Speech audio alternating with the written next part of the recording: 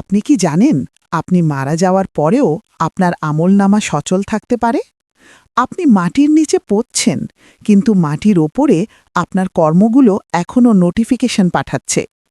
প্রশ্ন হল, সেই নোটিফিকেশন কি সওয়াবের নাকি গুনাহের? ভাবুন তো, আপনি ফেসবুকে এমন একটা অশ্লীল ভিডিও বা গান শেয়ার করেছিলেন যেটা আপনার মৃত্যুর পরেও হাজার হাজার মানুষ দেখছে।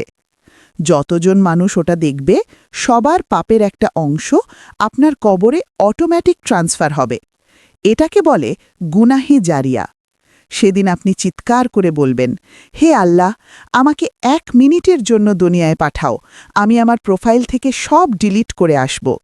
কিন্তু তখন আর কোনো ডিলিট বা আনসেন্ট বাটন কাজ করবে না।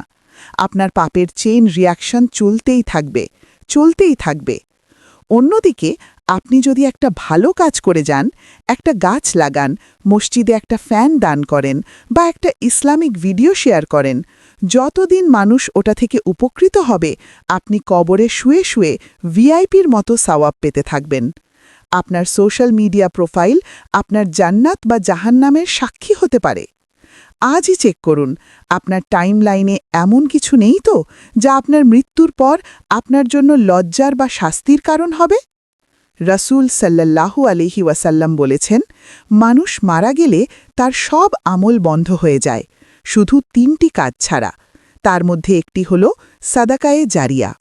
এমন কিছু রেখে যান যাতে মৃত্যুর পরেও ফেরেশতারা আপনার আমলনামায় নেকি লিখতে বাধ্য হয়।